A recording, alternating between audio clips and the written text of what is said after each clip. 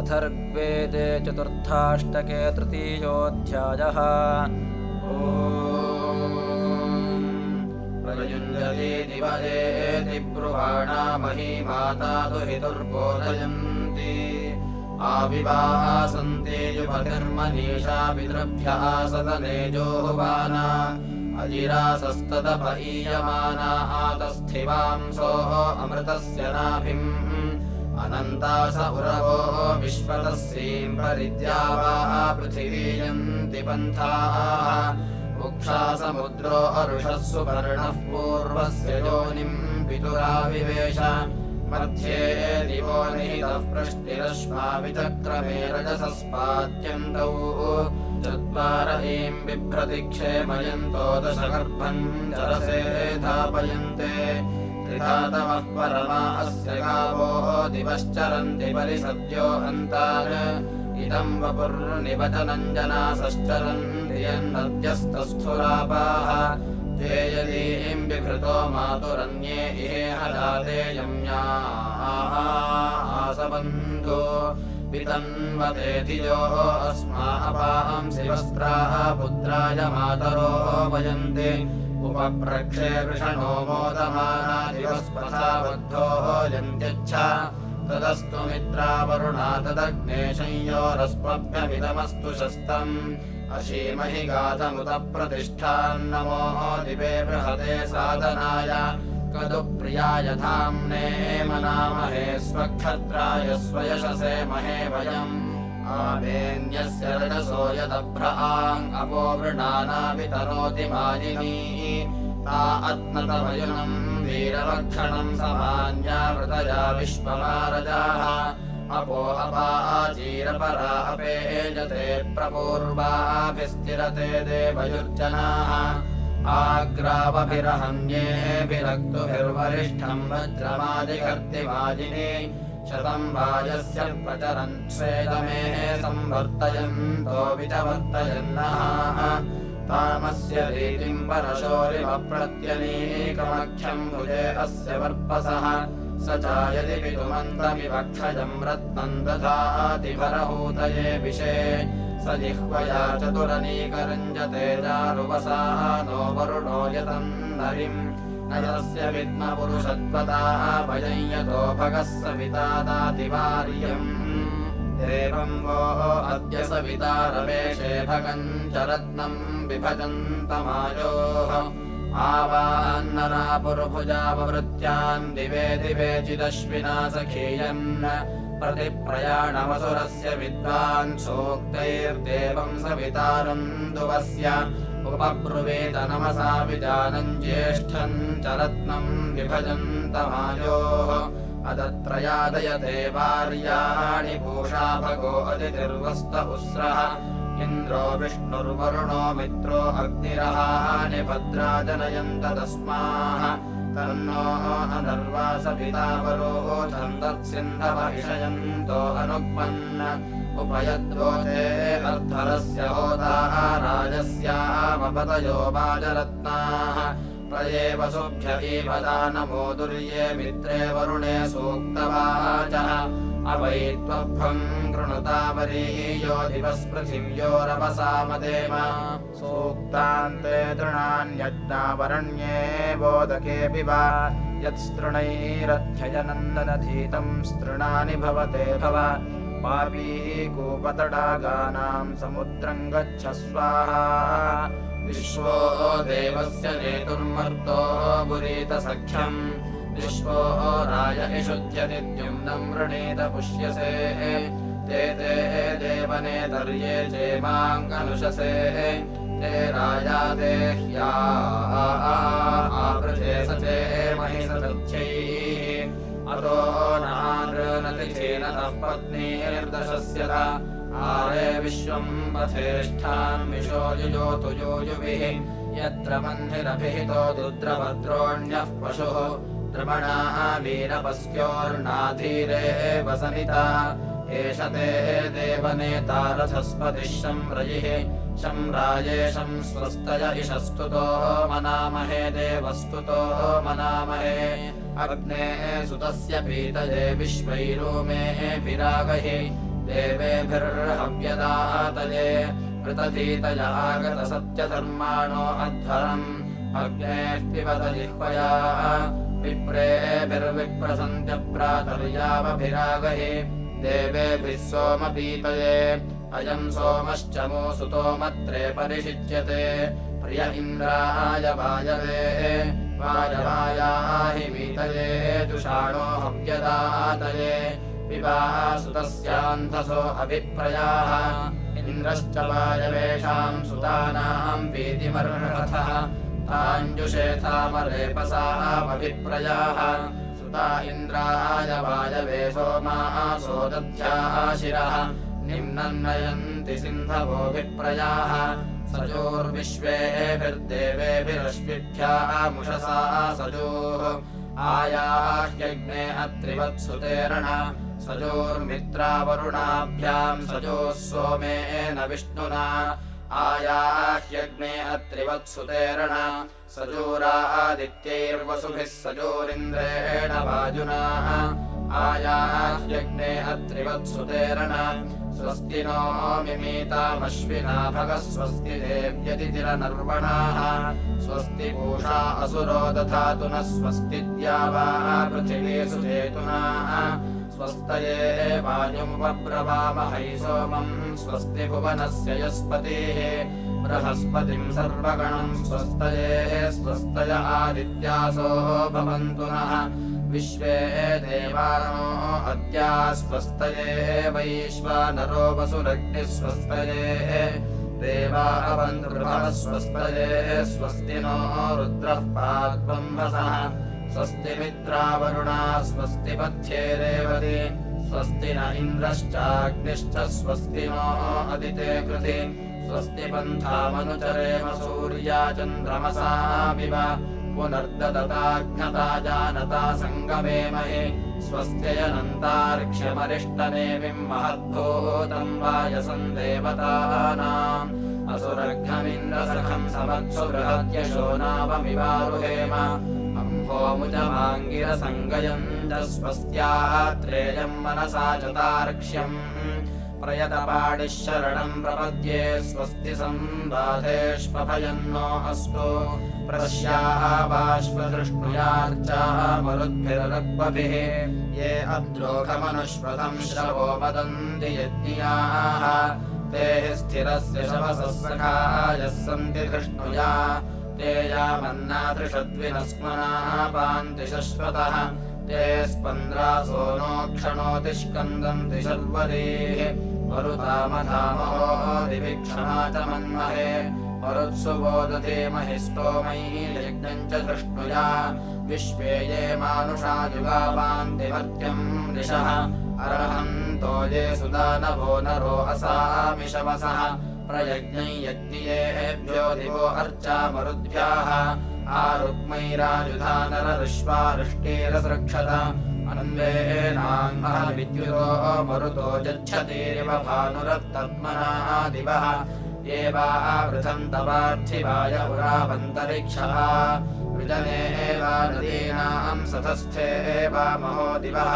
शर्धो मारुतमुच्छम् सत्यशवसमर्भसम् उतस्मते शुभे नरः प्रस्पन्द्रायुजतत्मना उतस्मते परुष्ण्यामूर्णामसतशुन्ध्यवाः उत भव्यारथा नामद्रिम् विन्दन्त्योजसा आपथयो विपथयोऽन्तस्पथा अनुपथाः एतेभिर्मह्यन्नामभिर्यज्ञम् विष्टार ओहते अथा नरोऽन्यो हतेथा नियुत ओहते अथा पारावता इति चित्रारूपाणि दर्श्याः छन्दस्तुभः कुभन्यवहुत्समाकीर्णो नृतुः ते मे केचिन्नताय ऊमाः आसन् ऋषिद्विषे यऋष्वारिष्टिविद्युतः कवयः सन्ति वेधसाः तमृषे मारुतम् गणम् नमस्या रमया गिरा अच्छऋषे मारुतम् गणम् दानामित्रम् न योषणाः दिवो वा धृष्णभवोजसा स्तुताधिभिरिषण्यत नो मन्वान एषाम् देवाङ्गच्छानभक्षणाः दानासचेतसूरिभिर्यामश्रुतेभिरञ्जिभिः प्रजे मे बन्धेशेगाम् वोचन्त सूरयः पृश्निम् वोचन्त मातरम् अथा पितरमिष्मिणम् रुद्रम् वो चन्द्रशिक्वसः सप्तमे सप्तशाकिन एकमेकाशता ददुः यमुनायामधिः श्रुतमुद्राधो गव्यम् मृजे निराधो अश्व्यम् मृजे को वेददानमेषाम् को वा पुरा सुम्नेष्वा समरुताम् यद्ययुज्ये किलास्याः ऐतान् रथेषु तस्थुषः कश्युश्रावकथाययोः कस्मै सस्रुस्सुदासे अन्वापय इलाभिर्हृष्टयः सह तेम आहूर्य आययुरुपद्युभिर्विभिर्मदे नरो मर्या अरेपस इमान् पश्यन्नितिष्टुः ये अञ्जिषु ये वाशीषु स्वभानवस्रक्षुरुग्मेषु खादिषु श्रायारथेषु धन्वसु युष्माकम् स्मारथाङ्गनुमुदे दधे मरुतो जीरदानवः पृष्ठेद्यावो यतेरिव आयन्नरः सुदानवो ददाशुषे दिवः कोशमजुच्यवोः विपर्जन्यम् सृजन्ति रोदसे अनुधन्वनायन्ति वृष्टयाः तददानाः सिन्धवः क्षोदसारजः प्रसस्रुर्धेन वो यथा स्यन्ना अश्वा इवाध्वनो विमोचने वियद्वर्तन्त हेन्याः आयातमरुतो जलान्तरिक्षायमादुता मावस्थातपरावताः मा वो रसानितभाकुभाकृमुर्मावः सिन्धुर्निरीरमत् मा वः परिष्ठात् सरयुः पुरीषिण्यस्मे इत्सुम्नमस्तु वः तम् वः शर्धम् रथानाम् द्वेषम् गणम् मारुतन्नम् व्यसेनाम् अनुप्रयन्ति वृष्टयाः शर्धम् शर्धम् व एषाम् रातम् रातम् गणम् गणम् सुषस्तिभिः अनुक्रामे मध्येतिभिः कस्माः अद्य सुजाताय रातहौ याय प्रययुः एनायामेन मरुताः येन तोकायतनयाय धाम्या अम्बीजम् वहध्वे अक्षितम् अस्मभ्यम् दद्धत्तनयद्वहीमहे राधो विश्वायुसौभगम् अतीयामनिदस्तिरस्वस्तिभिर्हित्वा वद्यमरातेः पृष्ट्वे संयोराप उस्रिहे शजम् स्याममरुतः सः सुदेवः समहासति सुवीरो नरो मरुतः समर्त्याः यन्त्रायध्वे स्यामते स्तुहि भोजात्स्तुमतो अस्य जामनिरणङ्गावो नयवसे यतः पूर्वाम् इव सखीङ्गृणुह्वय गिरागृणीः कामिनाः प्रसद्धाय मारुताय स्वभानव इमाम् वाचमनजा पर्वतच्युते कर्मस्तुभे दिव आपृष्ठयज्वने द्युम्नश्रवसे महि नृम्नमर्चता प्रभो मरुतस्तपिषा उदन्यवो वयो वृधो अश्वयुधः परिज्रयः संविद्युता दधति वाशति त्रितस्वरन्त्यापोपना परिज्रयः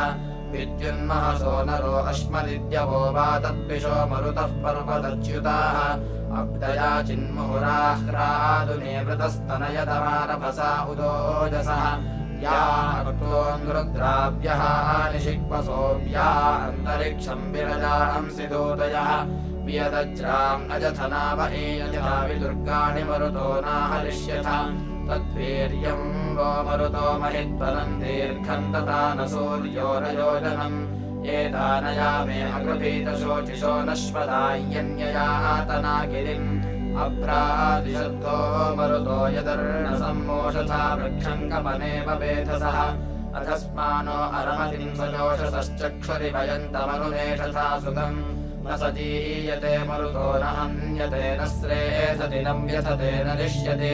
नास्य राज उपदस्यन्ति नोदय ऋषिम् वायम् राजानम् वासुषो दथा युत्वन्तोऽग्रामजितो यथा नरोर्यमणो न मरुतः कबन्धिनाः पिन्वन्त्युत्संयदिनासो अस्वरन्त्युन्दन्ति पृथिवीम् मध्वो अन्धसा प्रवत्पतीयम् पृथिवी मरुद्भ्यः प्रवत्पतीद्योर्भवति प्रयद्भ्याः प्रवत्पतेः पथ्याः अन्तरिक्ष्याः प्रवत्पन्तः पर्वता जीरदानवः यन्मरुतः सफरसः स्वर्णरः सूर्य उदिते मदथा दिवो नरः नवोऽश्वाश्रथयन्ताः सिस्रतः सद्यो अस्यात्मनः पारमश्नुथ अंसेषु वरिष्ठयः पत्सु खादयो वक्षस्सु रुक्मा मरुतो रथेषु भाः अग्निभ्राजसो विद्युतो गभस्त्योः शिप्राः शीर्षसु वितता हिरण्ययीः तन्नागमर्यो अगृहीतशोचिषम् वृषद्भिप्पलम् मरुतो विधोऽनुथ समत्यन्तवृजनादिद्विषन्तयक्स्वरन्त्रिकोशम् विततवृतायमाः युष्मादत्तस्य मरुतो विचेतसो राजस्यामरथ्यो वयस्वतः नयो युच्छति दिश्यो यथा दिवो स्मेरारन्तमरुतः सहस्रिणम् यूयम् रजिम् मरुतस्पार्हवेरम् यूयम् ऋषिमवथसामविप्रम् यूयमर्वन्तम् भरताय वाजम् यूयम् दत्थराजानम् सृष्टिमन्तम् तद्वो यामिद्रविणम् सत्यभूतयोजेनास्वा अर्णततनामृङ्ग्रभे इदम् सुमे मरुतो हर्यतावचो यस्य तरे मतरसा शतम् हिमाः प्रयज्य वो मरुतो भ्राजदृष्टयो बृहत्तयो नजिरे रुक्मवक्षसः ईयन्ते अश्वैः सृजमेभिराशुभिः शुभैः यातामनुरथा अवृत्सत स्वयन्दधिद्वेतविषीयता विदबृहन्महान्त उर्विया विराजथ उदान्तरिक्षम् अभिरेभ्योजसा शुभैः यातामनुरथा अवृत्सत सागञ्जाताः सुभ्वः सागमुक्षिता श्रिये चिता प्रतरम् वावृधुर्नराः विरोगिणः सूर्यस्येव रश्मयः शुभैः यातामनुरथा अवृत्सत आपूषेण्यम् वो मरुतो महित्तनन्ति द्रक्षेण्यम् सूर्यस्येव दक्षिणम् उतो अस्मान् अमृतत्वे दधातन शुभैः यातामनुरथा अवृत्सत उदीरयथा मरुतः समुद्रतो योजम् वृष्टिम् वर्षयथा पुरेशिनः नवोदस्रा उपदस्यन्ति तेन वशुभैः यातामनुरथा अवृत्सत यदश्वान्धूर्षु वृषतेरयुक्तम् हिरण्ययान् प्रत्यत्काम् अमुक्तम् विश्वा इति स्मृतो मरुतोऽभ्यस्यत शुभैः यातामनुरथा अवृत्सत न पर्वता न नद्यो अनन्तपो यत्राजित्वम् मरुतो गच्छथे दुदत् उदद्या वा पृथिवीयाथना परिशुभैः यातामनुरथा अवृत्सत यत्पूर्व्यम् मरुतो यच्च नूतनं यदुद्यते वसवो यच्च शस्यते विश्वस्य तस्य भवथा न वेदसः शुभैः यातामनुरथा अवृत्सत ऋडतनो मरुतो मावधिष्ठनास्मभ्यम् शर्म बहुलम् वियन्तन अधिस्तोत्रस्य सख्यस्य गातन शुभैः यातामनुरथा अवृत्सत यूयमस्मान्नयतवस्यो अच्छादिरम् अधिभ्यो मरुतो गृणानाः द्विषद्भन्नो हव्यदादीयदत्रावजम् स्यामपतयोरयीणा अग्ने शर्धम् तमागणम् पिष्टम् ऋग्वेभिरञ्जिभिः विशो अद्य मरुतामवह्वये दिवश्चिद्रोचनादधि यथा चिन्मन्यसे हृदादतिन्मे जग्मुराशसाः ये तेनेदिष्टम् हवनान्यागमन्तान् वर्धभीमसन्दृशः वीढुष्मदेव पृथिवी पराहता मदन्तेत्यस्मदा वृक्षो नवो मरुतश्चिमेः वाङ्गमो रुद्रो गौरिमभीमयो ये ऋणन्त्योजसा वृथा गावो रदुर्धुराः अस्मानञ्चिच्छर्याहम् पर्वतम् गिरिम् प्रत्याहवयन्ति यामभिः उत्तिष्ठ नूनमेषाम् सोमैः समुक्षितानाम् मरुताम् पुरुतमपूर्व्यङ्गवाम् सर्गमिवह्वये युङ्घम् ह्यरुषेरथे युङ्घम् रथेषु रोहिताः युङ्घम् हरे अजिराधुरिवोढवे वहिष्ठाधुरिवोढवे उतस्य वाज्यरुषस्तु विश्वनिर्हस्मधायिदर्शतः मा वोयामेषु मरुतश्चिरङ्करत्प्रतम् रथेषु चोदत रथन्नु मारुतम् वयम् श्रवस्युमाहुवामहे आयस्मिन् तस्थौ सुरणानि बिभ्रति स चामरुत्सुरोदसे तम् वश्रद्धम् रथेषु भन्देशम् वनस्युमाहुवे यस्मिन् सुजाता सुभगा महीयते स चामरुत्सु मेढुषे आरुद्रा स इन्द्रवन्तः स जोषसो हिरण्यरथाः सुविताय गन्तन इयम् वो अस्मत्प्रतिहर्यते मतिस्तृष्णतेन दिव उत्साह उदन्यवे वाशीमन्दरुष्टिमन्तो मनीषिणः सुधन्वान इषुमन्तो निषङ्गिणाः स्वश्वास्थसुरथाः कृष्णिमातरस्वायुधा मरुतो याथनाशुभम् सोऽनुसद्याम् पर्वतान् दाशुषेव सुनिभो वनादिहते यामनोऽभिया कोपयथ पृथिवीम् वृष्टिमातरः शुभे यदुग्राः पृषतीरयुक्तम् वातत्पिशो मरुतो वर्षनिर्णिजो यमा इव सुसदृशः सुपेशसः विशङ्गाश्वा अरुणाश्वाः अरेपसः पद्वक्षसो महिनाद्यौरिवोरवाः पुरुद्रप्सा अञ्जिमन्तः सुदानवस्पेशसन्दृशो नवप्ररातसः सुजातासो जनुषा रुक्मपक्षसो दिवो अर्का अमृतन्नामभेदिरे दृष्टयो वो मरुतो अंसयो रथिसः ओजो बाह्वोर्गोवनम् हितम् द्रम्णाशीर्षस्वायुधारथेषु वो विश्वावश्रीरथितनूषु विविशे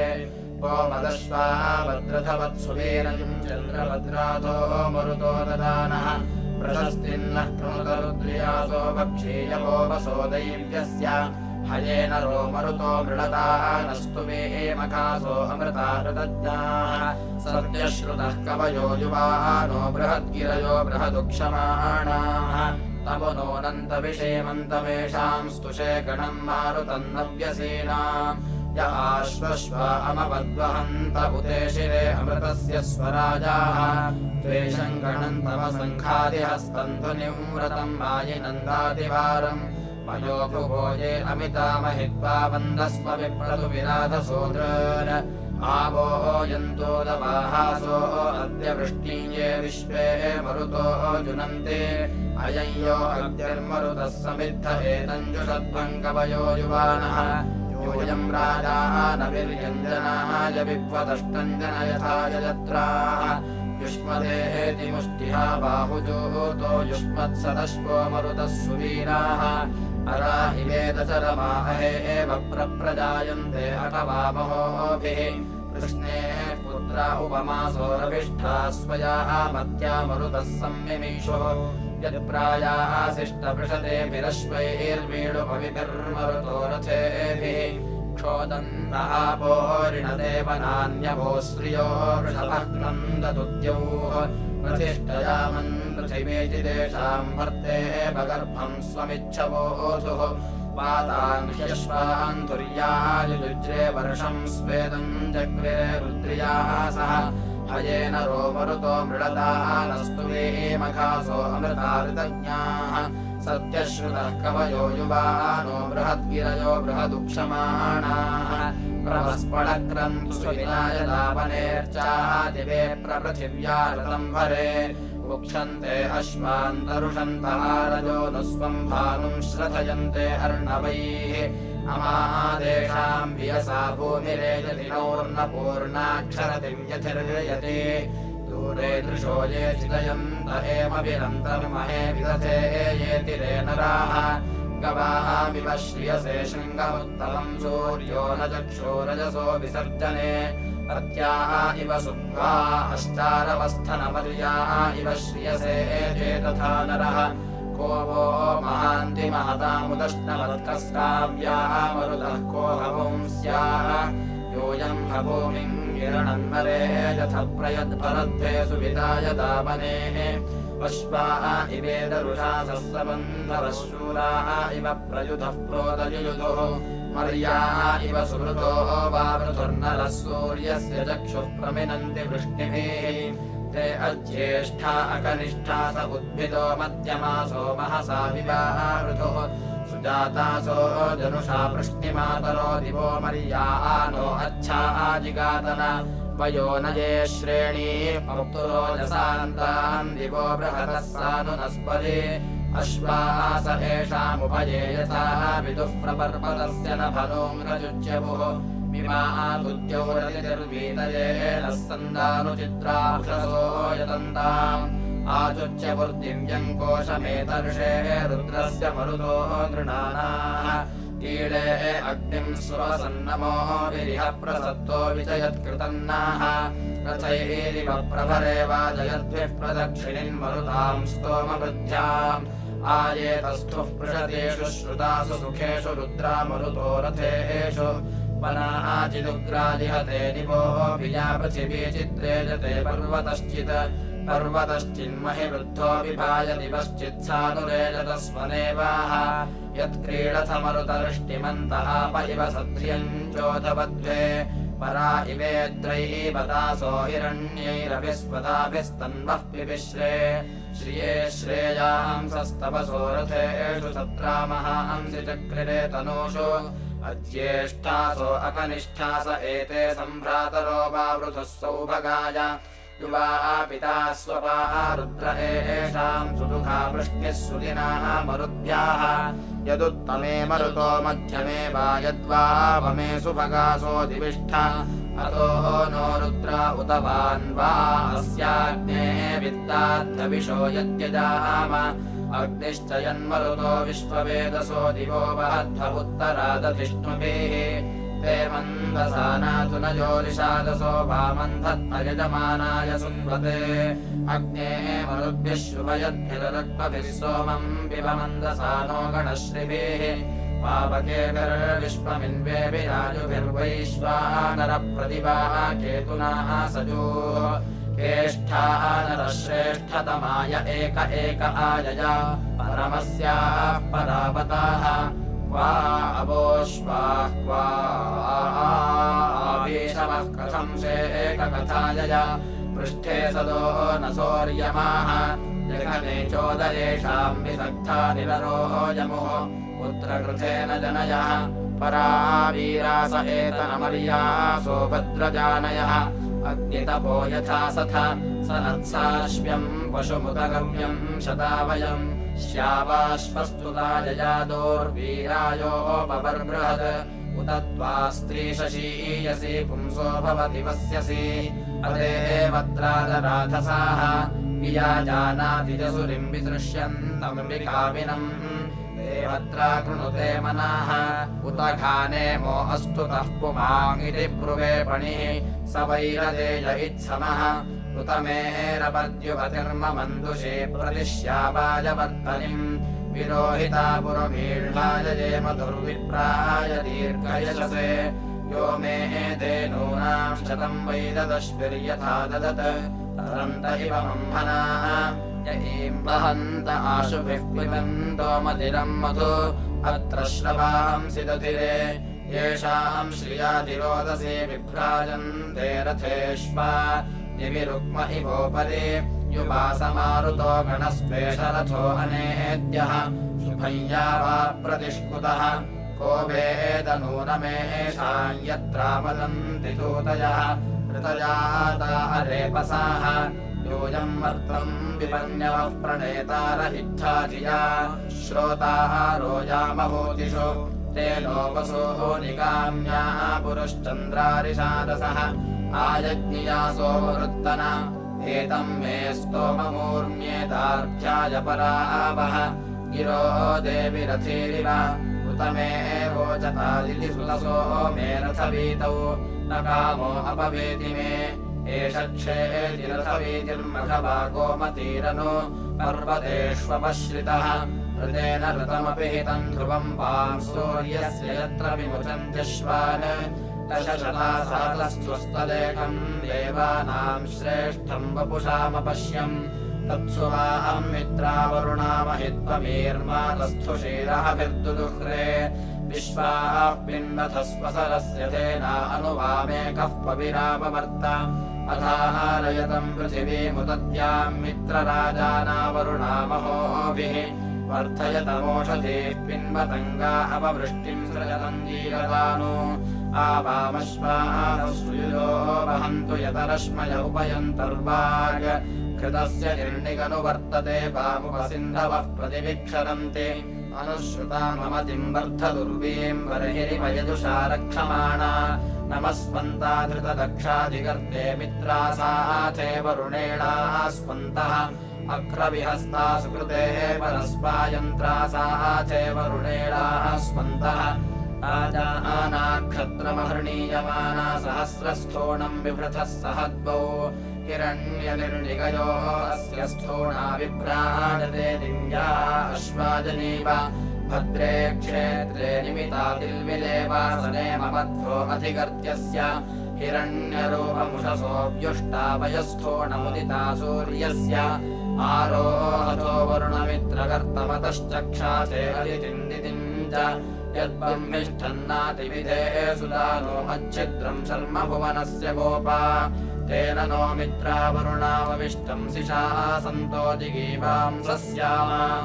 इति चतुर्थाष्टके तृतीयोऽध्यायः।